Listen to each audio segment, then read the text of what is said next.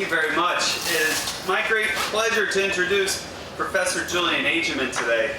But before I do so, let me thank you all for coming to this keynote lecture to conclude our 4-day conference on Our Common Home and ethical summons to tackle climate change.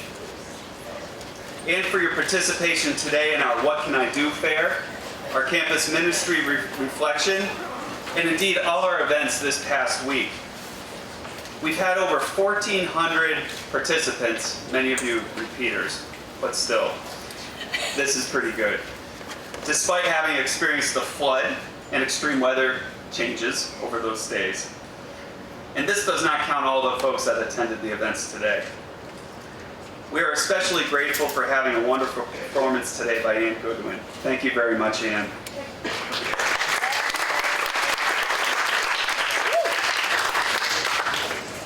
All these events were made possible by the generous sacrifices that all our presenters made to be here this week, and by the generous support of the Boston College Institute for the Liberal Arts, the Jesuit Institute, the Environmental Studies Program, the Blasey Center for Religion and American Public Life, Eco Pledge, Real Food BC, the Morrissey College of Arts and Sciences, and some 13 other generous supporters that can be found on our website at bc.edu/commonhome. The Planning Committee, which is comprised of 14 faculty and 2 graduate students from departments across the campus, would like to specially thank Stephanie Curzoli and Michelle Muccini for their tremendous support with logistics and organizing this incredibly interdisciplinary event. Thank you, Stephanie. Thanks, Stephanie. We are extremely fortunate to have Professor Agyeman here with us today, a day devoted to focusing on what we can do to help with climate change. A day where we would reflect and hope to act on tackling this complex social and ecological problem in a way that is just while being sustainable. This is exactly what Professor Agyeman has made a whole career out of doing. And we see intimate links between his messages and those uttered by Pope Francis in his encyclical Laudato Si. Consider this paragraph from Laudato Si. Given the interrelationship between living space and human behavior, those who design buildings, neighborhoods, public spaces, and cities ought to draw on the various disciplines which help us to understand people's thought processes, symbolic language, and ways of acting. It is not enough to seek the beauty of design.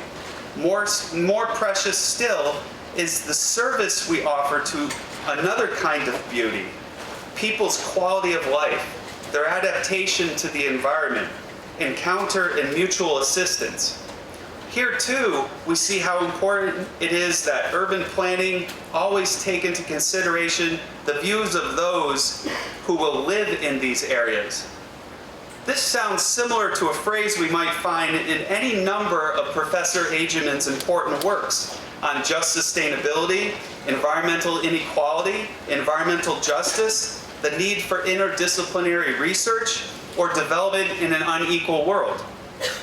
Or consider this from Pope Francis, quote, "Interventions which affect the urban or rural landscape should take into account how various elements combine to form a whole which is perceived by its inhabitants as a coherent and meaningful framework for their lives. Others will then no longer be seen as strangers, but as part of a we, which all of us are working to create." These are critical issues that Professor Agyeman has been working on for years, and I, along with many sociologists and environmentalists worldwide, have admired his work and influence for a long time on these important areas. Professor Agyeman, a PhD and Fellow of the Royal Society of the Arts, is a professor of urban and environmental policy and planning at Tufts University in Medford, Massachusetts. He is the originator of the concept of just sustainabilities, the full integration of social justice and sustainability, defined as the need to ensure a better quality of life for all, now and into the future, in a just and equitable manner, whilst living within the limits of supporting ecosystems. As an ecologist/biogeographer turned environmental social scientist, he has both a science and social science background, which helps him frame his perspectives, research, and scholarship. He thrives at the borders and intersections of a wide range of knowledges, disciplines, and methodologies, which he utilizes in creative and original ways in his research. He is co-founder in 1988 and chair until 1994 of the Black Environmental Network, the first environmental justice-based organization of its kind in Britain. He is co-founder in 1996 and is now editor-in-chief of Local Environment, the International Journal of Justice and Sustainability, and was elected to the Fellowship of the Royal Society of the Arts in the same year. The mission of the RSA is to enrich society through ideas and action. He is series editor of Just Sustainabilities, Policy Planning and Practice, published by Zed Books, and co-editor of the series Routledge Equity, Justice, and the Sustainable City. He is also contributing editor to Environment, Science and Policy for Sustainable Development, and a member of the editorial board of the Australian Journal of Environmental Education. In addition, he is an affiliate at the Civitas Atheneum Laboratory at KTH, Royal Institute of Technology, Stockholm, Sweden, a studio associate at the Studio at the Edge of the World. I'd love to see that place. University of Tasmania Creative Exchange Institute, and a senior scholar at the Center for Humans and Nature, Chicago. His publications, which number over 160, include books, peer-reviewed articles, book chapters, published conference presentations, public reports, book reviews, newspaper articles, op-eds, and articles in professional magazines and journals. His books include Just Sustainabilities, Development in an Unequal World, Sustainable Communities and the Challenge of Environmental Justice, Environmental Inequalities Beyond Borders, Local Perspectives on Global Injustices, Cultivating Food Justice, Race, Class, and Sustainability, Introducing Just Sustainabilities, Policy Planning and Practice, and Incomplete Streets, Processes, Practices, and Possibilities. In December this year, we'll see the publication of his book, Sharing Cities, A Case for Truly Smart and Sustainable Cities. And he's working on another book on food trucks. Won't you please join me in welcoming Professor Julian Agyeman.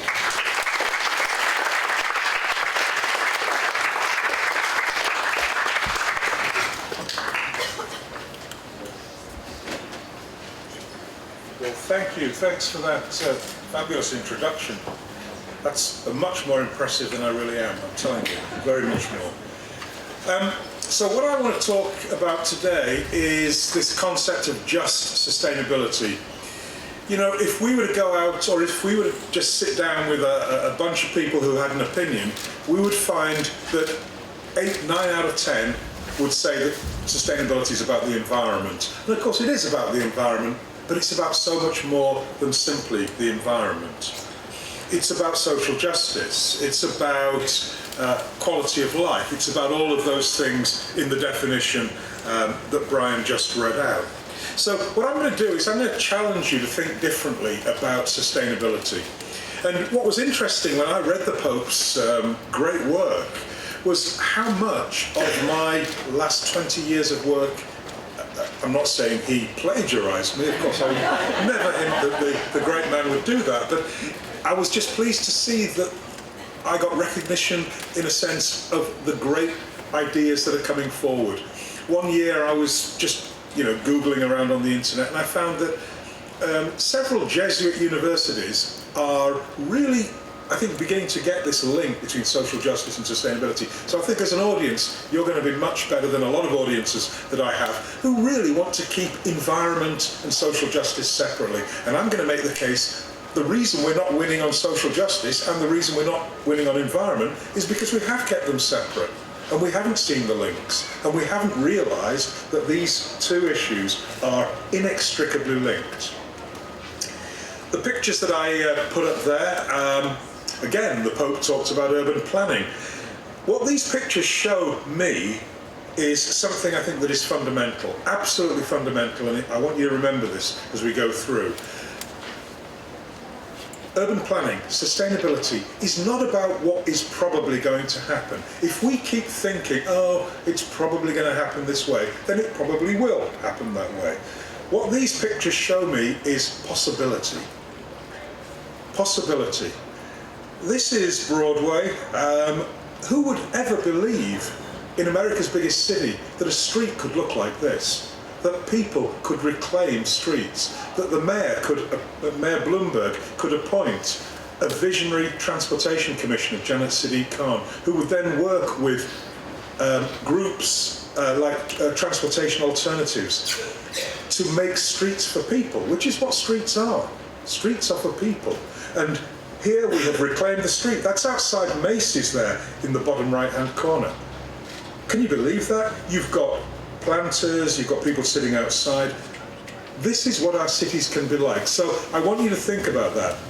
Let's not think about sustainability or urban planning as what is probably going to happen. Let's think about it as what is possible. Two other important things. One is my Twitter handle. If I say anything crazy or sensible, you can tweet at Julian Agyeman, and the hashtag is Just Sustainabilities. Okay? So the title then is Just Sustainabilities, Reimagining Equality, Living Within Limits. Why have I put the play on the word equality? Well, because of that point that I made, that quality and equality, I think, are interrelated. And I'm going to spend some time now telling you why I think that is and how that happens. So the first point then, I want to think about this idea of how do we balance environmental quality and human equality. And this really has been my work since about the 1980s. The first quote there was really just me thinking, based on my experience, that true environmental well-being will only happen when there's social well-being. Because if you look around the world where environmental degradation is happening, it's always related to social justice, social injustices, human rights abuses. Show me environmental degradation which isn't related. Please, because I'll write a paper about it, I'll write another book about it. But there is not one occasion I can find where environmental degradation is not about despoiling somebody's environment. And why do we do it? Because we can. Because these people have less power. So there is a link then between environmental degradation and social justice. But our environmental organisations have really not been very willing to acknowledge that. They've wanted to keep the agenda purely on green issues. And I can understand why. In fact, the second quote there is from Greenpeace UK in 1990. Now, I'm not saying Greenpeace UK still thinks like this, but I asked Greenpeace UK in 1990, do you think your organisation looks like multiracial Britain today? Does your organisation's agenda serve a multiracial audience? The answer was, equity is not an issue for us, we're here to save the world. Now, some of you are laughing, some of you might cry. Oh, that is a crazy thing to say, but I can understand why she said it. Greenpeace believe in saving the world for everybody, they are being equitable. And in a sense they are. We're not just saving the world for you or you, we're going to save the world for everybody. Therefore they're being equitable. What Greenpeace didn't understand was the agenda they were following was framed by who they were. And they were white middle class Britons. The board of directors were white middle class, predominantly male Brits. How can you have an agenda that is for everyone when such an elite group have formulated that agenda? So I don't think she really understood my question, that equity is not just about what you do, it's about who you are. In 2003, myself, Bob Bullard, some of you might have, if you know environmental justice, Professor Bullard is the father of environmental justice, and it was a pleasure to work with him on the book. But what we really started to look at was how this link between degradation and environmental degradation and social justice was formulated. And we looked at the available evidence. We found a couple of papers. One paper looked at the links between a country's social justice status and its environmental protection status. So, for instance, there are some countries in the world, and I'll ask you which these are when I mention them. These countries have more women in parliament or in governing bodies. These countries have higher levels of access to free or subsidised healthcare and subsidised education. These countries have very high levels of social justice measured on all factors, and they also have the strongest environmental regs in the world. Which countries might they be? Scandinavian countries, yes. Scandinavian countries, what is this? There's a link between how we treat each other and how we treat the planet. There are countries on Earth who have very, very low levels of social justice and human rights and are trashing their environment. Now, I'm not saying it's a causal relationship, but to me there seems to be some correlation. Think about the United States, think about the northern states and their history against, say, the southern states and their history. The southern states regularly are pursued by the Environmental Protection Agency for infringements on environmental regs, much more so than the northern states. Again, not a causal relationship, but there is some linkage between the way we treat each other and the way we treat the planet. And I think this was there within the Pope's message. But it wasn't really, and I don't advertise other people's books, but I want you to read this book. It wasn't till this book came out in 2009, predating Thomas Piketty's book, which was another book that dealt very well with the notion of inequality. But this book, by two British researchers, is called The Spirit Level: Why Equality is Better for Everyone. And basically, their headline is that if we look around the world, and they base this on 40 years of data from around the world, if we look around the world, what we find is that countries where inequality is greatest, the gap between rich and poor is greatest, have the highest levels of social problems, from alcoholism to domestic violence to prison population incarceration, etc., etc.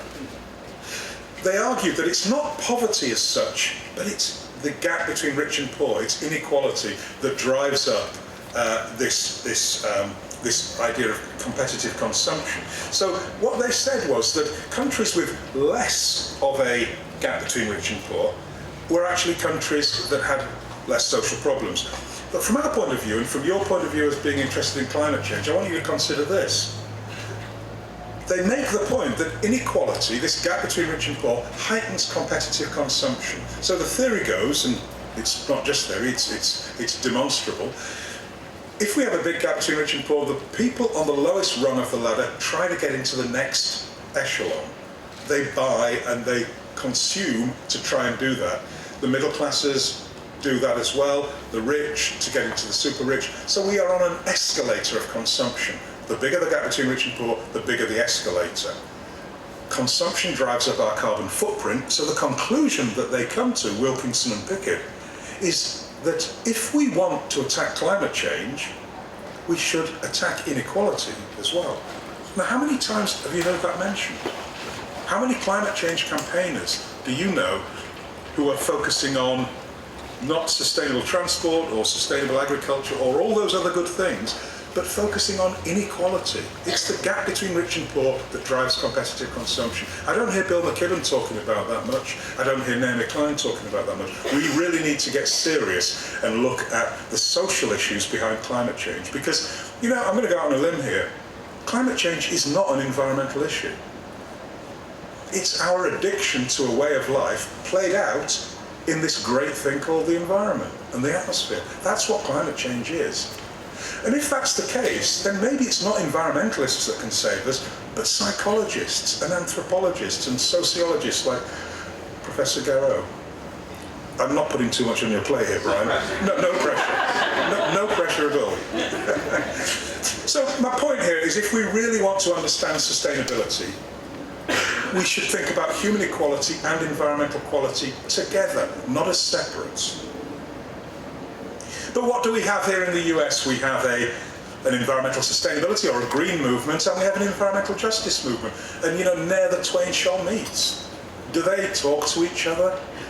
You've got an environmental sustainability movement, and I'm sorry if you can't read some of the quotes here, an environmental sustainability movement that is really trying to keep green as an issue rather than contaminating it with issues of social justice. So my quote there is that more than 40% of the largest cities in the US had sustainability projects on the web, but only 5 of these mentioned environmental justice. That was back in 2002. So sustainability websites in 2002, only 5 of US cities mentioned environmental justice.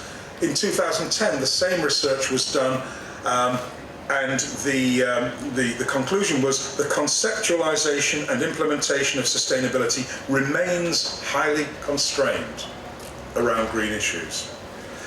Another quote showed that most cities that have sustainability indicators do not routinely use social or environmental equity. So what you have here, I think very, very clearly, is the attempt to constrain the sustainability agenda around green issues. And I'm not blaming people, I'm not saying that's because sustainability advocates don't care about social justice. They do, but they don't think social justice is a help in framing the arguments. I actually think it is, and I'm pleased to see that the climate change argument now is becoming suffused with the concept of climate justice.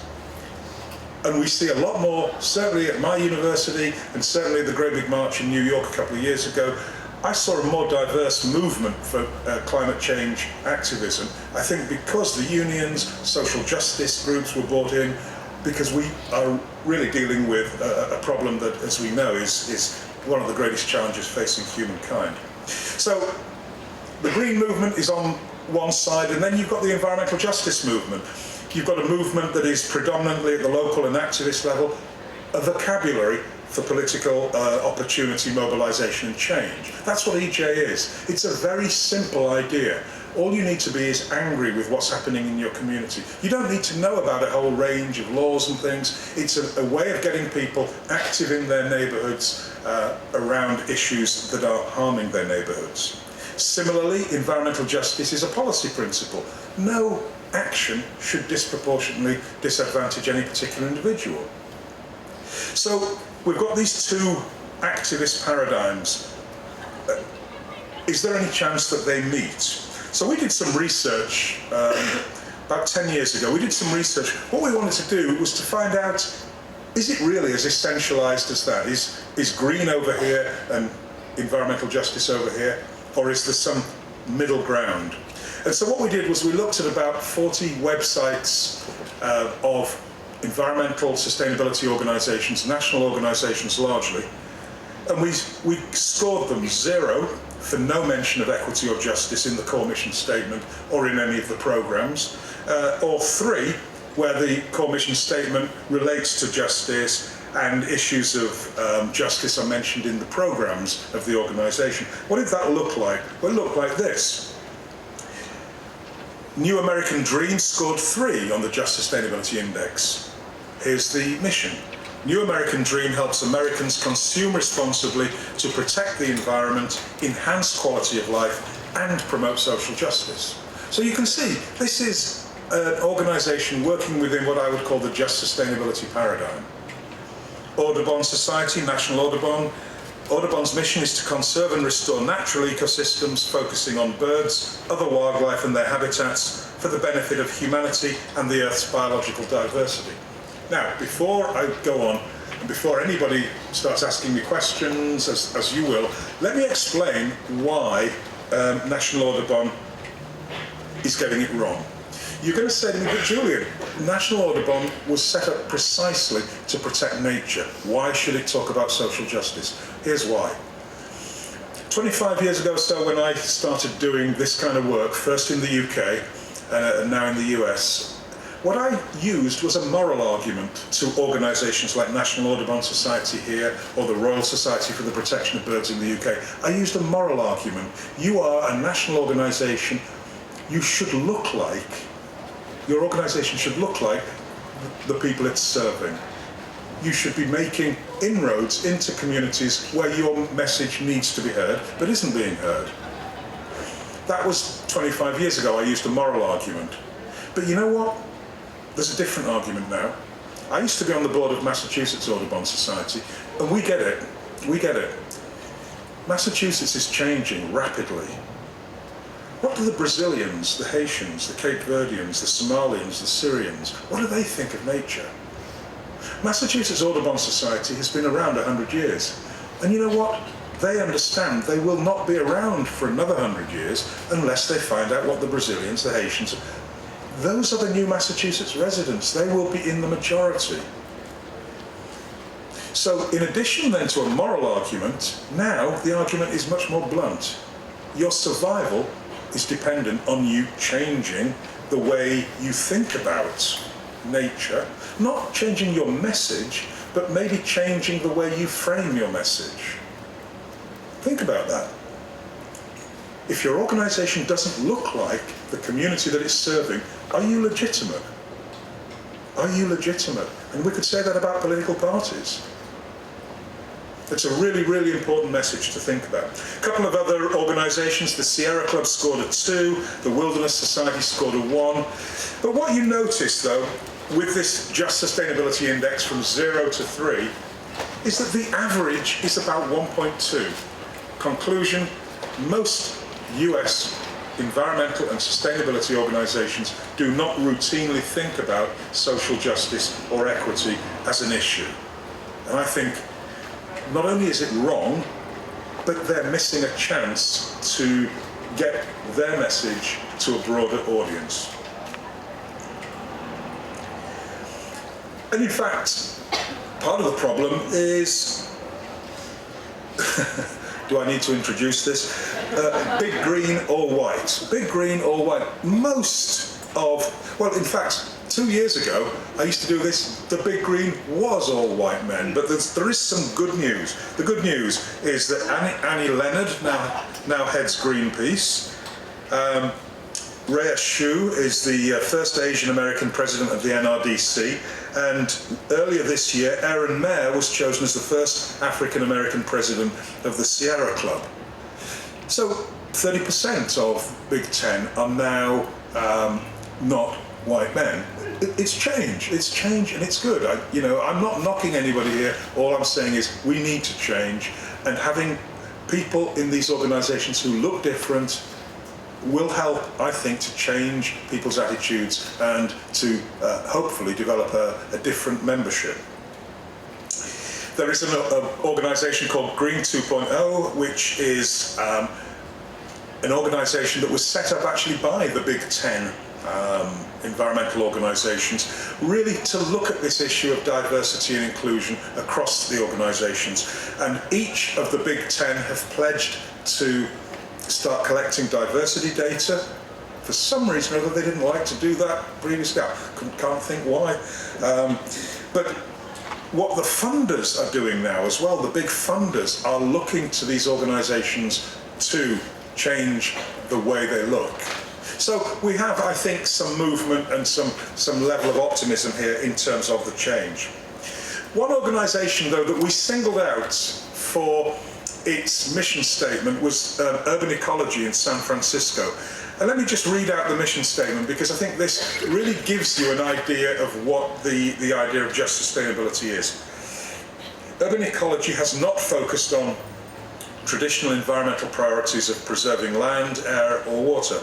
Neither have we had a traditional community development focus aimed at, for example, generating affordable housing.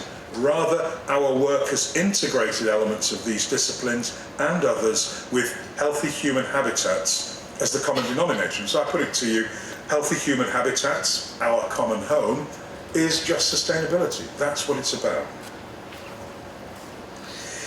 So what's interesting here, though, is how can we create this just sustainability? In one way, I want to quickly just touch on is the notion of coalition building.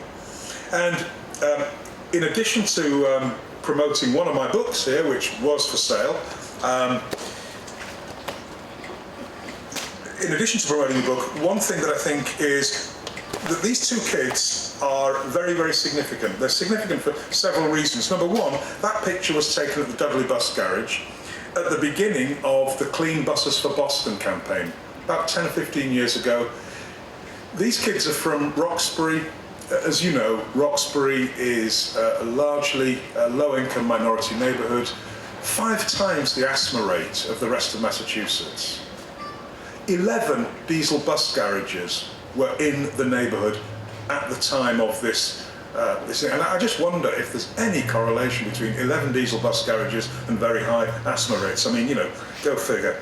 But so these kids were part of a school programme where they started to look at some of the legal issues behind bus idling, because in the biggest garage in the neighbourhood, where there are about 150 buses, one summer's day, the buses were idling for about 2 or 3 hours.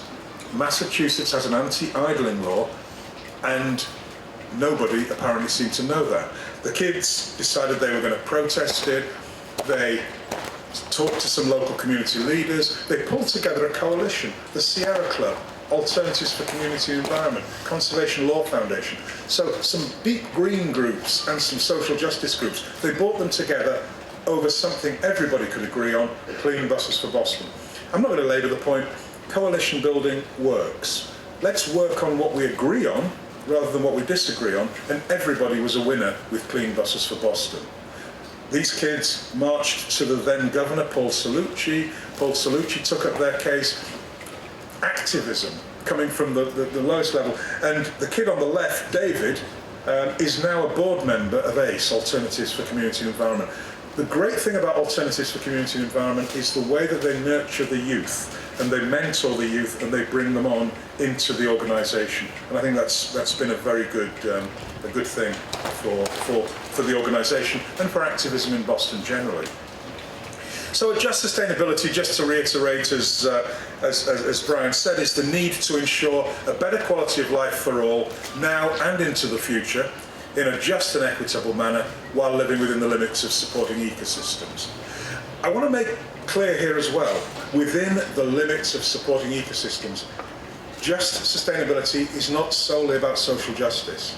It recognises the limits to growth on this planet of finite resources. It recognises and honours our common home. So what I'm going to do for the final 20-30 minutes of my talk is to just give you 5 examples of what just sustainability might look like in practice. And again, there's a book opportunity here. The psychologists tell me if I leave this on for 45 seconds, 20% of you will go onto Amazon and buy this book. But if I leave it on longer than 45 seconds, then you'll start tailing off. So let me just get it right. So the 5 key issues I'm going to talk about. I'm going to talk about this concept of environmental space or fair shares. I'm going to talk about well-being and happiness, quality of life. I'm going to talk about the notion of intercultural cities, like the one that we live in. I'm going to talk about urban ag and food justice, and then I'm going to finish up by talking about something you guys might not have heard of, spatial justice. We've got social justice, so what's spatial justice and why is it important? So first theme is the notion of environmental space. That diagram is a really important diagram. It looks like a kid's diagram, but it illustrates a very, very simple concept. We live above nature's capacity. Every single person in this room lives above a one-planet lifestyle. Okay? We're all multiple planet dwellers. We can only do that, the planet can only sustain us because at the other end of the scale, there are more people who live on far less than a one-planet lifestyle. These are people who live below the minimum resource use to assure a dignified quality of life. If you fall too far below that what I call the dignity floor, if you fall too far below, death ensues. And we actually put a monetary value. What is the monetary value that we put on that dignity floor? $2 a day. It's the UN minimum. It's the poverty line. And what's interesting actually is we always define minima, don't we, in our society? Do we ever define maxima? Has anybody ever said, oh, well, what's the overconsumption, the profligacy ceiling? What value should we put on that? We define minima. That's a very significant thing. We don't like to define the top end, but we like to protect the poor by saying, hey, this is what what you can expect if you fall below this.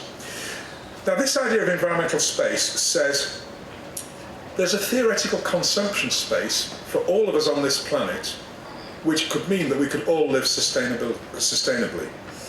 So the environmental space, this particular space, works like this.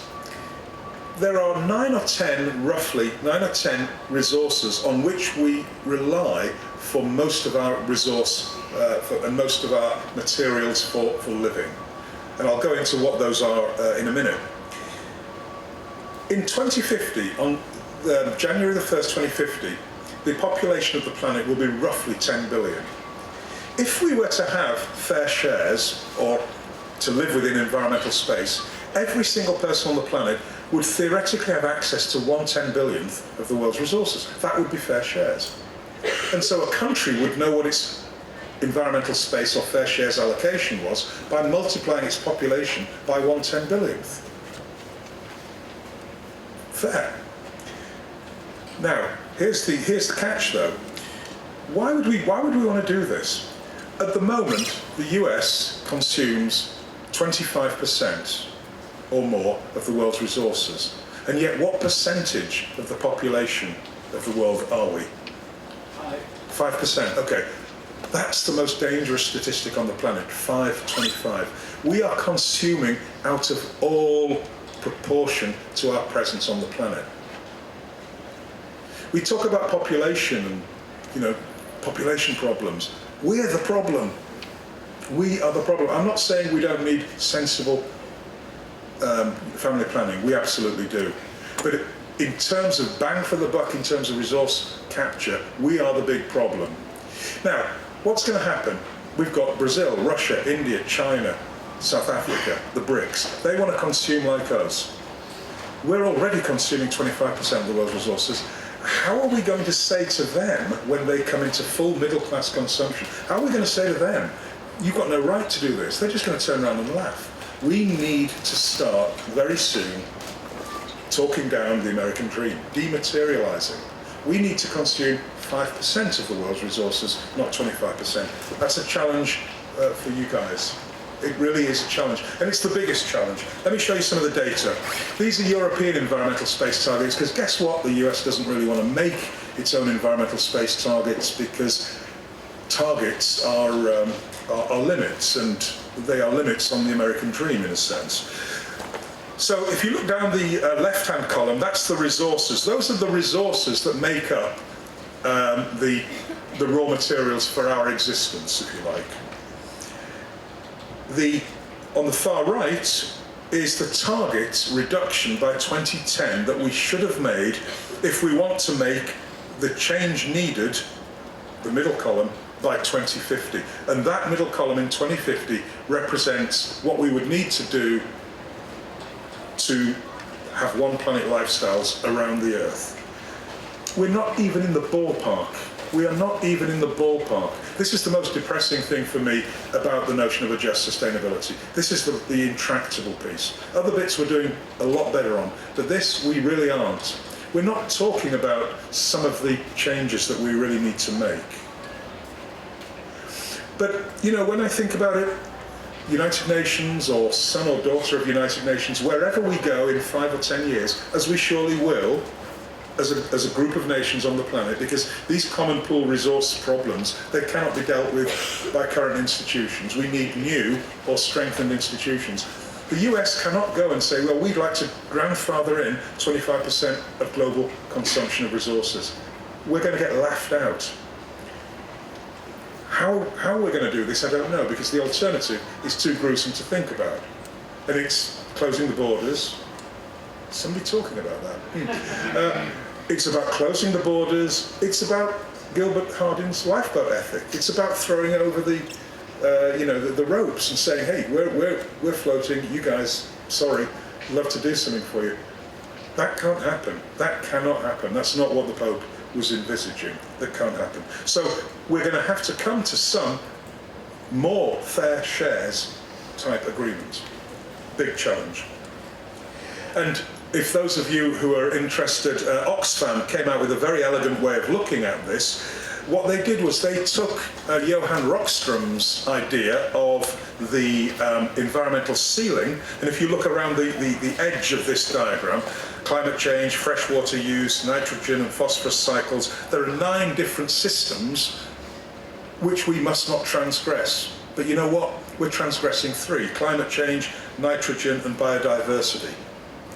But what Oxfam said was, look, we can't just put an environmental ceiling out there, we need a social foundation. So Oxfam developed the inner circle: water, income, education, resilience, voice, jobs, social equity, gender equality, health and food.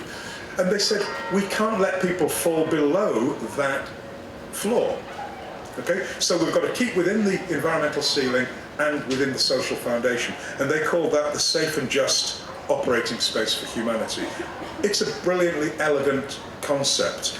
And so the colloquial version of this is that this is called the donut. We've got to live within the donut. And in fact, there's a book coming out by Oxfam, Donut Economics, which, I think it's unfortunate, when we're talking about cutting back, when people are talking about donuts. Donut economics doesn't work for me, but hey, if it changes some minds, I'm happy about that. Second area that I wanted to mention was this idea of well-being and happiness. We are doing better on this. City of Somerville, City of Seattle, the state of Maryland, the French government, the British government, all are looking at measures of happiness. For too long in public policy and planning, we've looked at the money in people's pockets. Politicians always think that that's all we're interested in. My plan will give you this tax reduction. People want to be happier. They want to feel better. And there is no correlation, believe it or not, after a certain amount of wealth with increased happiness. It's really, the data is absolutely there.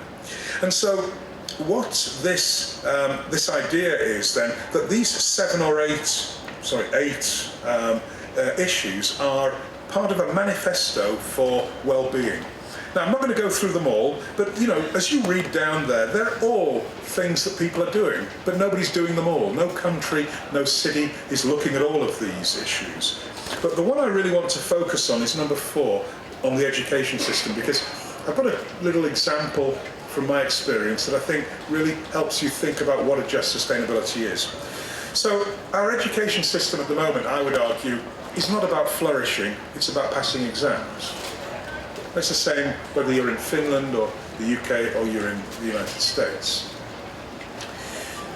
So in the early 1980s, I was a geography teacher, and I remember in 1982, a young lad comes up to me and he said, "Sir, what do dumb kids like me do now we've finished our exams?"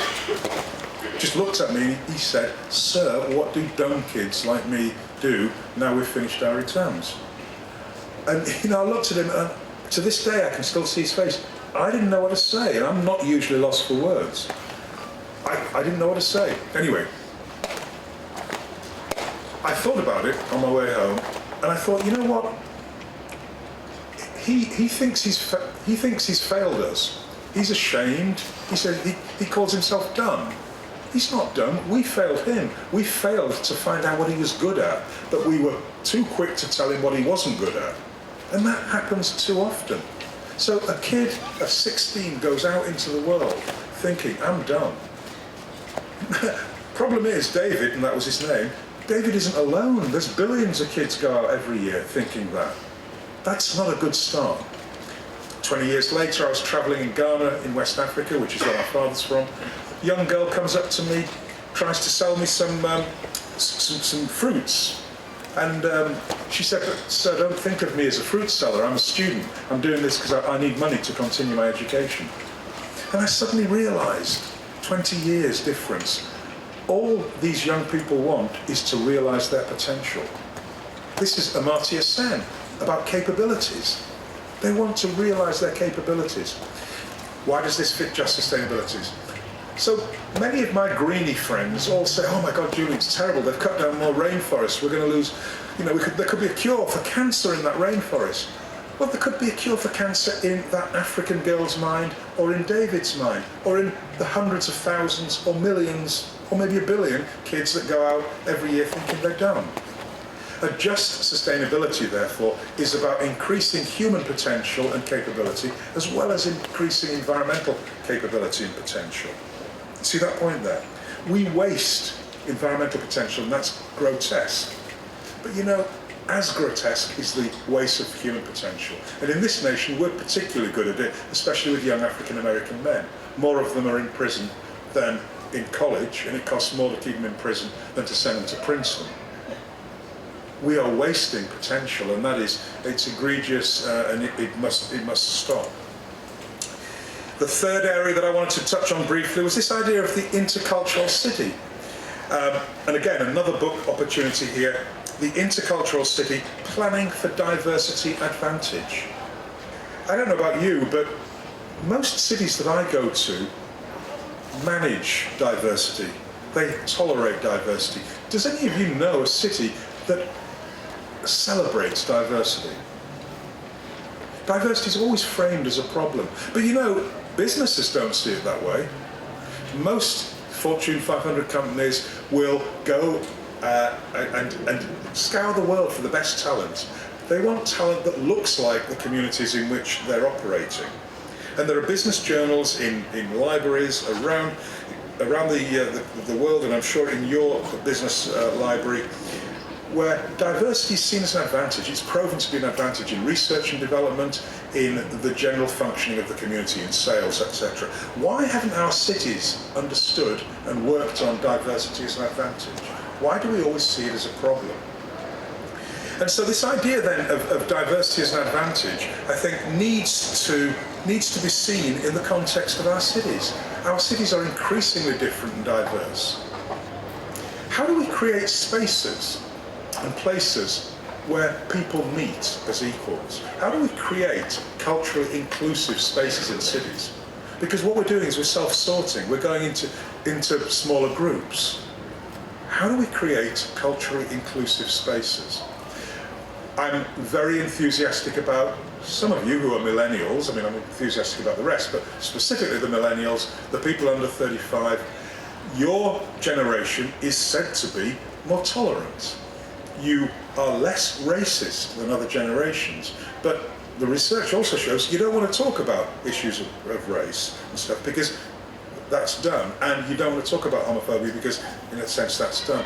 But the more startling statistic is 75% of you don't mix with people who don't look like you. Not through choice, you're not choosing to do that, you just don't, for whatever reason. Therefore, me as an urban planner, I want to think about how do I plan cities for encounter? How do we get people talking across these divides? And cultural competence is one aspect of this. How do we even talk to each other through difference? How do we do that? These are challenges. And again, I don't have instant answers. I'm really good at asking questions. Because I think one of the problems with sustainability is we're always looking for solutions. Let's start asking the right questions, and then we will get better solutions. I said I was going to talk very briefly about urban ag as well. I think this is a real possibility. Community gardens are spaces where people can meet as equals. Community gardens are spaces where people can meet across difference. An Irish male gardener and a Jamaican woman might have a plot next to each other. How can we get them talking? Food is the great leveller. Everybody can talk about food. It's hard to talk about climate change, isn't it? Really hard to talk about climate change. Sitting down with your parents, Mum, Dad, let me talk to you a little bit about climate change. Oh, yeah, okay. But we all talk about food because we eat. We all eat food, and so we're fascinated by what each other eats. So let me just introduce you to some ideas that are a bit different to maybe what you think about. You're probably thinking, wow, he's got 4 interesting pictures there. So let's start on the bottom right. those two are farmers in Maryland. They're tobacco farmers. George and Julia Bowling in South Maryland. To the left of them is a sign, African produce. That's the entrance to their farm. They've stopped producing tobacco and they're now producing African crops because they realise that there are 140,000 Africans in the metro DC area and they want to eat African food. Not imported, but they want it grown locally. And these two are doing great business. Now, a couple of things here. Number one, they're entrepreneurs. This is part of the great American entrepreneurialism. They've seen a market and they're filling it. And you get people from all over Africa coming to buy a whole range of crops. So the second point, though, is what is local food? We all talk about buy local, grow local. What is local in a multiracial society? Because the Africans think their food is local food. It's grown locally, so it's local. But is that what some people in the alternative food movement think of local? It's a challenge. Rethink local. Is local geographic local, or is it culturally local? Because what the Africans are doing is practicing what's called translocalism. They have brought their local with them. And who are we to say that that isn't local? That that's wrong, that they should be buying native crops to South Maryland. The top right-hand corner is a New Roots farm in San Diego. There are 50 of these refugee farms. My own university, Tufts, runs one just outside of Lowell. What's it called now? New entry farming.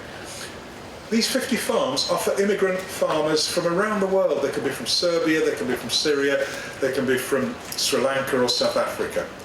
Immigrants who want to come and start farming in the US.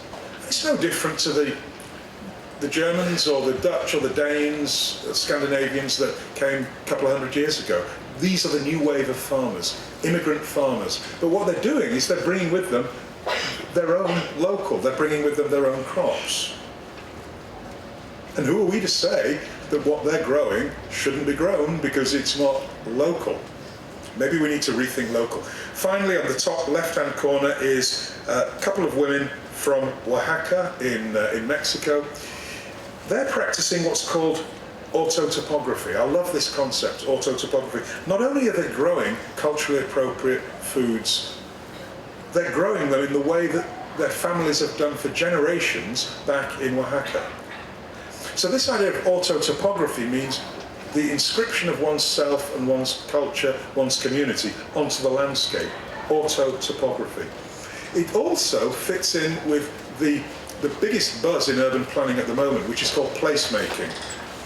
Everything in urban planning at the moment is about placemaking. How do we make place that is authentic, that is sensitive to community, that is sensitive to environment, that is socially just? So I wanted to show you these because this shows a different form of urban ag. This is not about farmers markets or CSAs, most of which are not representative of America today. But this is a different form of urban agriculture. And all I'm saying is, watch this grow. Excuse the pun. Watch this grow in terms of the numbers of people who are getting involved. And this is people of colour, this is immigrant groups. And finally then, I want to talk about this concept of spatial justice. Great quote here from a British Member of Parliament, David Lammy. Just as social justice requires that life chances are not distributed along class lines, spatial justice requires that they are not distributed geographically. So we've always thought about social justice, about being able to migrate irrespective of class. But what about the distribution of opportunity in space and place, in geographic space? And the most extreme form of spatial injustice is the divided city.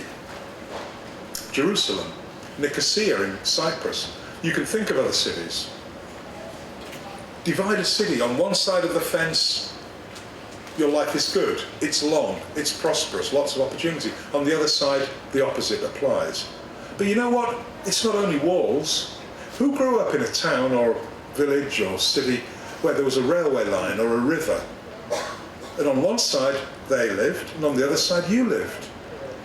And, you know, a lot of people did. Or where zoning was used to trap certain people in certain neighbourhoods. We are a case study in the United States in spatial injustice. And it didn't just happen accidentally. We have to dismantle that. I want to give you two examples. One is urban parks. I want to think about urban parks as examples of spatial justice or spatial injustice. And the headline here, and again, another book that I would highly recommend, Rethinking Urban Parks, Public Space and Cultural Diversity. Not public space and biodiversity, public space and cultural diversity. So the argument that Setha Low and her colleagues make is that the problem with public space is not about disuse, it's about patterns of design and management that exclude some people and reduce social and cultural diversity. And I want to give you some examples how that happens. Number one, thinking about design issues. I remember in the early 1990s I was asked by Hertfordshire County Council, which is a county just above North London, to look at a park which looked very like that one in the book cover. And the planners had realised that the park was designed 150 years ago when North London looked very different to what it looks like today. And they wanted to know, they wanted me to do what we called an equity analysis. How was the park functioning in relation to the people who were in the park? So the first thing I noticed, and I won't go through all of the recommendations I made, but first thing I noticed was that, you know, in the park, people were going around in large groups of extended families, whether they were Turks, Cypriots, Greeks, African, Asian, large extended family groups. Most parks are designed around the Judeo-Christian notion of solitude and of wandering and, you know, two people maybe and a dog. The way people sit on small benches. Where do people sit if you're in a large extended family group? Well, are there forum seats? No, not in this place. So even a simple thing like where do people sit in the new park? Where do people sit? This was something that really baffled some of the designers, because they thought, why had we not thought of that before? But it's a really simple one. Another one, and you Americans are actually very much better at this than the Brits. Another one, in all of these parks in Britain, you cannot have fire. The health and safety people have won over, you cannot have fire. But what's the way that Greeks and Cypriots and Turks socialise? Through barbecues. You can't do that in parks in Britain. But you guys have got these great fire pits, and you are socialised through Smokey and the Bear, or whatever it is. You're socialised to be able to use fire sensibly. Brits feel, oh my God, they've set the whole place alight, so nobody is allowed to do that. Memories of old London. Memories of old London, exactly, the Great Fire. But I think what's interesting though about this is nobody saw the issue of fire as a cultural issue. They saw it as a health and safety issue. So those are two design issues that have affected culturally who goes to a space. And I just want to give you one management issue, because this is another one, and I know the biologists and ecologists amongst you will find this fascinating. So a park very similar to this in Bristol, in southwest England, was asked, a park management team was asked by the local wildlife trust, can we create a wildflower meadow in this park? Because as you know, most parks use this kind of grass, ryegrass, which is good for walking, playing sports, good for sitting on, but it's not good for nature. It's not good for biodiversity. And so the Parks Department said, yeah, of course, let's do it. So they developed a management regimen that over 2 or 3 years yielded a nice high sward, critters all over the place, everybody's happy, the local media are there, this is a great success. And then somebody said, where are the local African, Caribbean and Asian people that used to come to the park? They're not going anywhere near this long grass. Fear of snakes. fear of snakes. It doesn't matter that Britain doesn't have any poisonous snakes. It's snakes that was a problem. People have a fear of snakes.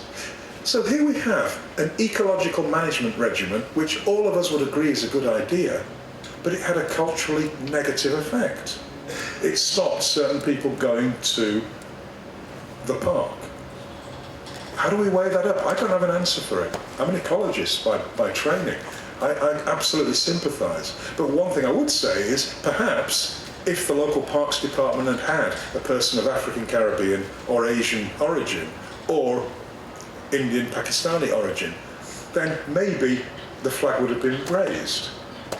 But they didn't. So again, it's that issue of inclusiveness. But I'll leave that with you. How do we think about an ecologically beneficial regimen that has a negative cultural effect?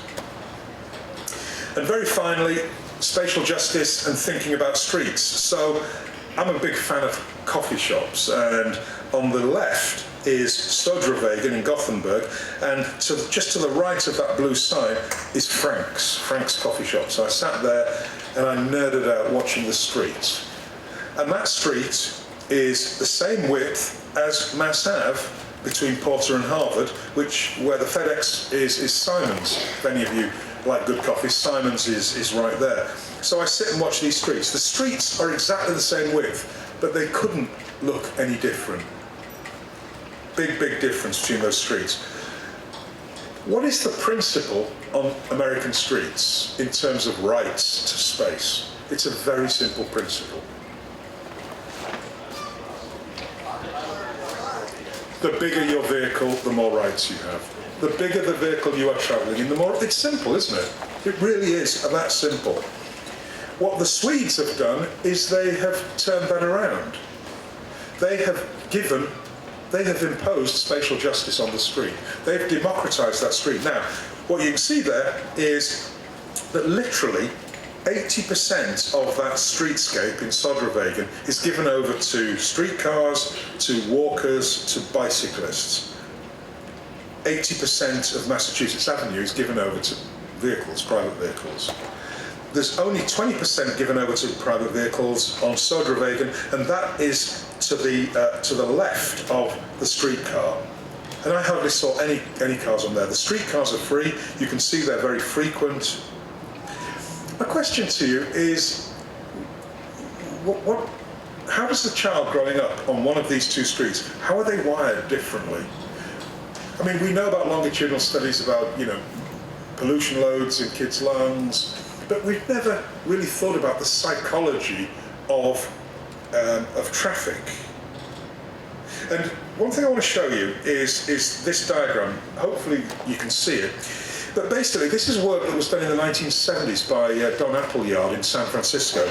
The top drawings are a lightly trafficked street, 2,000 vehicles a day. On average, people had more friends and more acquaintances than heavily trafficked street, 16,000 vehicles a day. So the point is, socialisation on streets is correlated with both the amount and the velocity of traffic. High levels of traffic, travelling at high speeds, people don't want to hang out on the street. Light traffic, moving slowly, people do want to hang out on the street. So, we might think then that the Swedes have got something right here. I would like to wager that, kids regularly seeing an ordered street, a democratised street, will have a different way of seeing the world to kids who are seeing that, oh my God, so it's MBTA bus, then the FedEx, and then and then going down to the lowest level, which is the pedestrian. So I think those ideas, are ideas that we need to think about. The Pope talked about better urban planning, streets for people. These are precisely the things we need to think about. But, I was thinking about this when I was thinking about the Tufts campus. And somebody made the point, he said, Julian, we'll only have a campus that is either free of cars or with much less cars when campus transport planners start to bike or walk to work. Most of them come in from the suburbs, so they plan in accordance with the way they want to see the campus. Closing thoughts. I wish I'd said this, but it's somebody else's. Sustainability means using our unlimited mental resources, not our limited natural resources. This is where sustainability starts. This is where sustainability starts, and this is where we really need to work. We need to change hearts and minds. The second is we've got the science of sustainability. We know exactly what we need to do, and we have for decades. We've known how to have cars that run on much less fuel, but the lobbies stop us doing that. This is where social science comes in. We've got the science, we know what we need to do, we're not doing it. Social science, psychology, sociology, anthropology, these are the sciences, the social sciences that we need to help us change the minds and will of people and politicians to believe that they can actually make change. Thank you.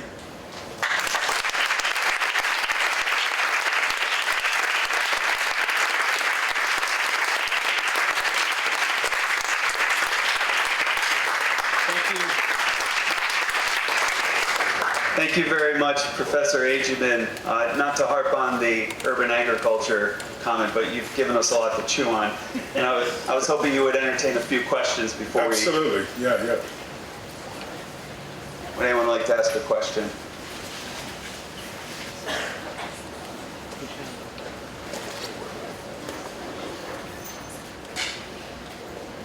Brave souls. There we go.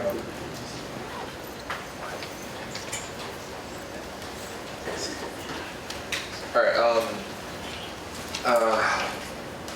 How do you think the programs such as car share programs play as a role for better urban planning? Do you think it's kind of worsening the idea of private vehicles, or is it kind of helping with democratizing the streets?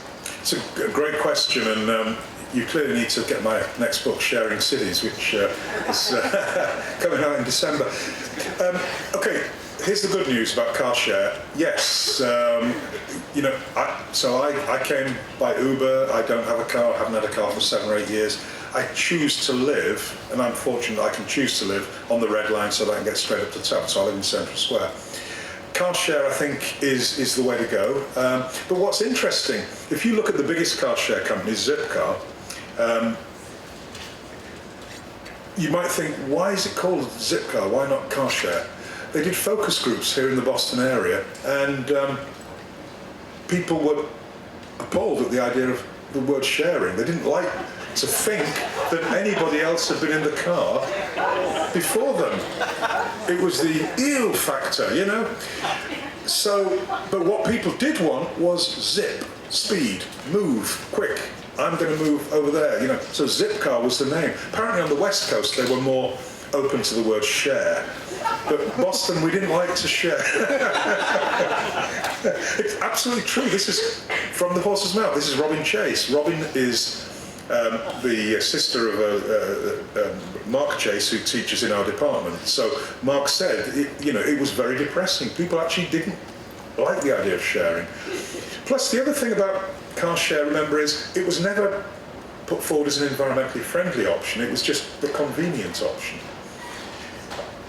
For me, one of the big problems with the car share schemes is that most people who use them actually either have cars, so it's not actually changing. Certainly with most groups, although millennials, the jury's out. Your age group, the jury's out with your age group, because what we're trying to work out is did 2008 put such a dent in your prospects that you guys now are not spending on cars? Because you're not buying cars as much as your parents' generation, but we're trying to work out, was that because of 2008 or because of some wonderful kumbaya shift that is going on in your minds? I don't know which it is. But yeah, I mean, we are thinking about, and the whole book, Sharing Cities, is about how do we as urban planners promote the sharing economy? How do we design or rethink our cities around sharing? Because, sharing is a basic human trait. It really is. I mean, that's what we did on the savannas to kill animals. So I mean, we are natural born sharers. How do we get people to be comfortable with that? But it's a great question.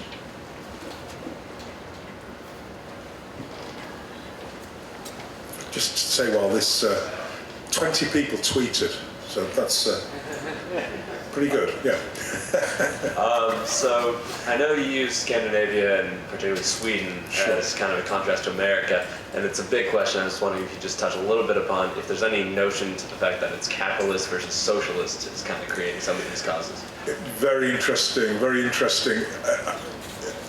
Sweden is not socialist, it's social democratic.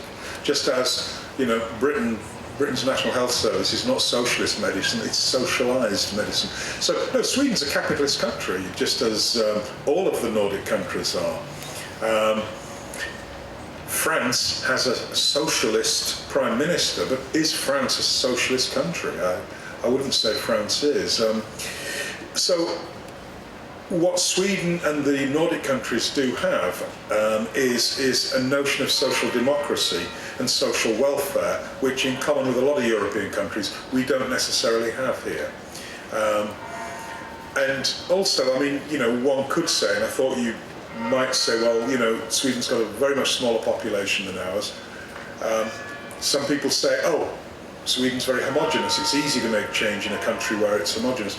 Really not. I was in Stockholm in June. These Nordic capitals now, Helsinki, Copenhagen, Oslo, Stockholm, these are very diverse places. They're accepting huge numbers of refugees, not without some stresses and strains. I mean, the rise of the far right is startling in some of these Nordic countries. But they do have, I think, just a different notion of what planning is and what planning is for. We've had a much more laissez-faire attitude to planning here in the US. But I think that's actually going to change because, when you think about the kinds of cities people want to live in now, the Bostons, the San Franciscos, these are cities where the mayors are now taking a much more proactive stance on things like urban agriculture, on complete streets, on, Commonwealth Ave is they're doing changes on Commonwealth Ave to put bike lanes in, etc. So, as much as we can within the American planning system, cities, progressive cities, are trying to be more people-friendly, if you like, and not rely on the car as being the dominant form of transportation in cities. Even places like Salt Lake City now are developing metro systems. So I think change is happening, it's just we need to scale it up.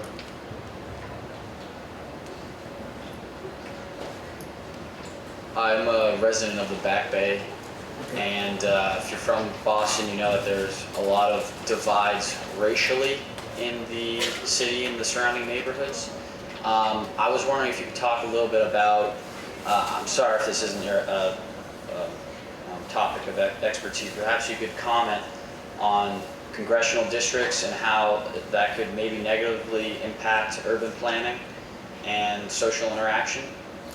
It's a great question, but you're right, I'm not particularly expert on that.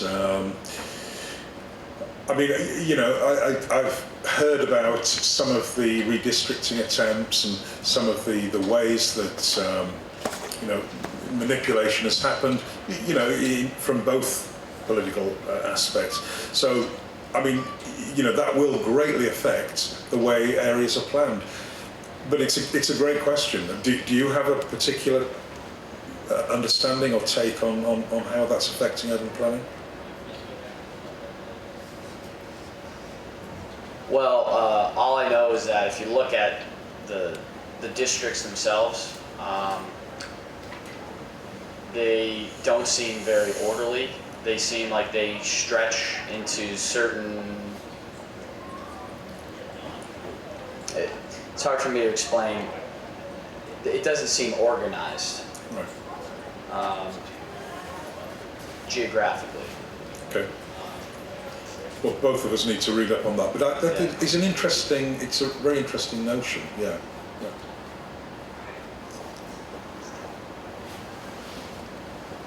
I'm from Washington, D.C., and there's a lot of transformation going on there. And I was just wondering, how do you strike a balance between making cities more accessible in terms of, I know DC's putting in a streetcar to reduce the traffic. They're trying to open up the streets with shops along the sidewalks. But at the same time, that's kind of there's a huge, I wouldn't say migration, but shift from sort of African Americans and minorities to more middle class white families moving in. And so how do you strike a balance with the transformation of the cities to make those cities more sustainable, just sustainably?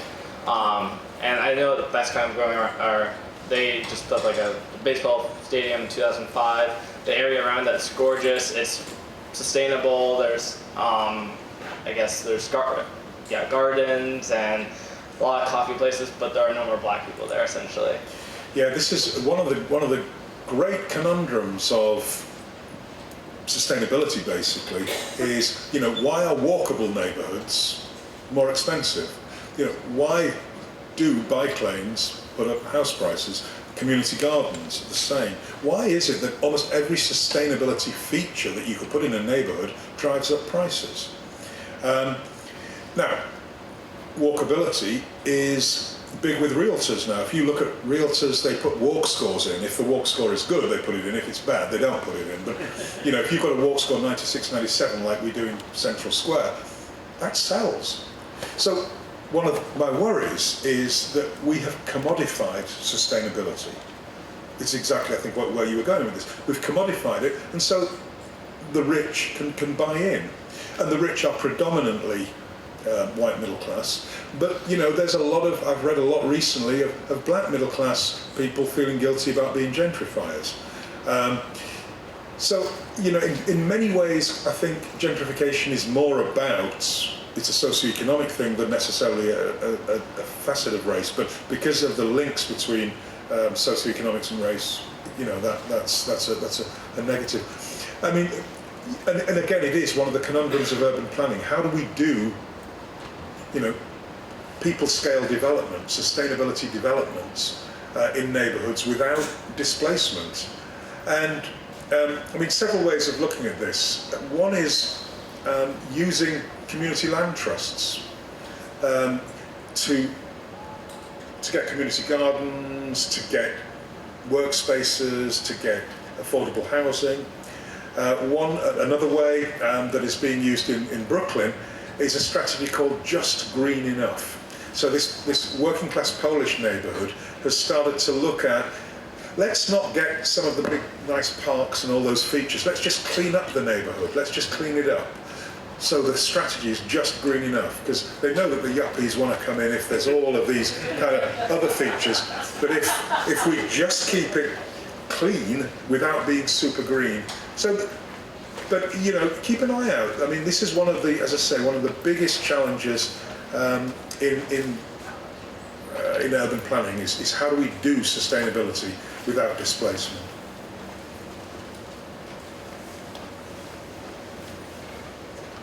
This is not a particularly heady question, but I'm a student of theology, so a big piece of what I'm interested in is how to energize people for change, both by being real with the seriousness of situations before us, but also by tapping into sources of hope. So I'm wondering if you could just share something that's happening in Boston right now that you're really excited about. Wow, great question. Let's think about that.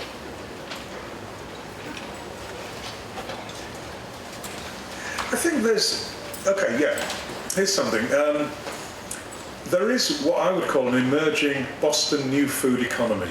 So it works like this. You've got community land trusts, and you've got this new zoning program, Article 89, which is zoning for urban agriculture, commercial urban agriculture. So there are urban farms starting up which are selling their produce both to some of the high-end restaurants, but also to some of the food co-ops, Dorchester Food Co-op, etc. These places employ people on fair wages with pensionable jobs and things like that. The produce goes out to low-income communities. The The waste is taken over by a company called Zero, which is a minority-owned company, because Massachusetts has now got a statute on composting. So this waste then goes back into some of these community land trust plots and some of these farms. So you're getting the beginning of a closed cycle local food system. Currently, several hundred people are employed in it. I can see the potential for it to grow much bigger as more organisations come in and more organisations get involved and more organisations employ more people. And that's exciting to me because it's an intervention by local community groups, predominant in the Roxbury and Dorchester and Mattapan neighbourhood. It's an intervention that is controlled by local people. There is a commercial element, but that is minimal compared to what commercial agriculture could be. So I think that's a real positive thing. But I absolutely agree with you. I mean, one of the rules of communication is appropriate use of fear. Don't scare the bejesus out of people. I mean, that's disabling. You scare people too much. But appropriate use of fear, is a good thing, laced with hope and possibility. So you're on the right tracks there. And you say you're a theology student? Yeah, okay. I think the trapdoor is going to drop me through the ground if I don't shut up. So, Brian, thank you. Thank you very much.